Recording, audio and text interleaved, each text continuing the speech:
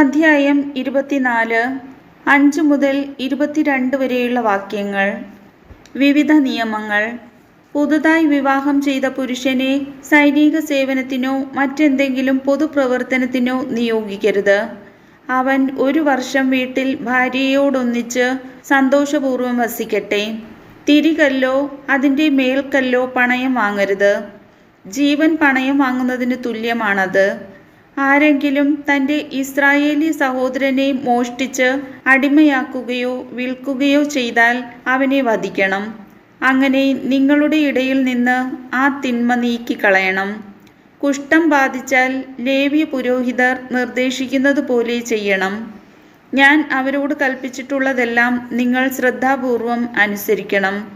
നിങ്ങൾ ഈജിപ്തിൽ നിന്ന് പോരുന്ന വഴിക്ക് നിങ്ങളുടെ ദൈവമായ കർത്താവ് മിരിയാമിനോട് ചെയ്തത് ഓർത്തുകൊള്ളുക. കൂട്ടുകാരന് വായ്പ കൊടുക്കുമ്പോൾ പണയം വാങ്ങാൻ അവൻ്റെ വീട്ടിനകത്ത് കടക്കരുത്. നീ പുറത്തു നിൽക്കണം.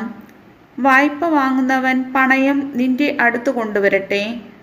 അവൻ ദരിദ്രനാണെങ്കിൽ പണയം വെച്ച വസ്ത്രം രാത്രിയിൽ നീ കൈവശം വയ്ക്കരുത്. അവൻ തൻ്റെ വസ്ത്രം പുതച്ചുറങ്ങേണ്ടതിന് സൂര്യൻ അസ്തമിക്കുമ്പോൾ നീ അത് തിരികെ കൊടുക്കണം. അപ്പോൾ അവൻ നിന്നെ അനുഗ്രഹിക്കും. അത് നിന്റെ ദൈവമായ കർത്താവിൻ്റെ മുൻപിൽ നിനക്ക് നീതിയായിരിക്കുകയും ചെയ്യും. അഗതിയും ദരിദ്രനുമായ കൂലിക്കാരനെ അവൻ നിന്റെ സഹോദരനോ നിന്റെ നാട്ടിലെ പട്ടണങ്ങളിലൊന്നിൽ വസിക്കുന്ന പരദേശിയോ ആകട്ടെ, നീ പീഡിപ്പിക്കരുത്.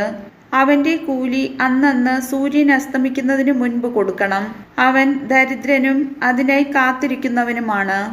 അവൻ നിനക്കെതിരായി കർത്താവിനോട് നിലവിളിച്ചാൽ നീ കുറ്റക്കാരനായി തീരും. മക്കൾക്ക് വേണ്ടി പിതാക്കന്മാരെയോ പിതാക്കന്മാർക്ക് വേണ്ടി മക്കളെയോ വധിക്കരുത്. പാപത്തിനുള്ള മരണശിക്ഷ അവനവൻ തന്നെ അനുഭവിക്കണം. പരദേശിക്കും അനാഥനും നീതി നിഷേധിക്കരുത്. വിധവയുടെ വസ്ത്രം പണയം വാങ്ങുകയുമരുത്. നീ ഈജിപ്തിൽ അടിമയായിരുന്നുവെന്നും നിന്റെ ദൈവമായ കർത്താവ് നിന്നെ അവിടെ നിന്ന് മോചിപ്പിച്ചുവെന്നും ഓർക്കണം. അതുകൊണ്ടാണ് ഇങ്ങനെ ചെയ്യണമെന്ന് നിന്നോട് ഞാൻ കൽപ്പിക്കുന്നത്. നിന്റെ വയലിൽ വിളവ് കൊയ്യുമ്പോൾ ഒരു കറ്റ അവിടെ മറന്നിട്ട് പോന്നാൽ അതെടുക്കാൻ തിരികെ പോകരുത്. നിന്റെ ദൈവമായ കർത്താവ് നിന്റെ സകല പ്രവൃത്തിയിലും നിന്നെ അനുഗ്രഹിക്കേണ്ടതിന് അത് പരദേശിക്കും അനാഥനും വിധവയ്ക്കും ഉള്ളതായിരിക്കട്ടെ.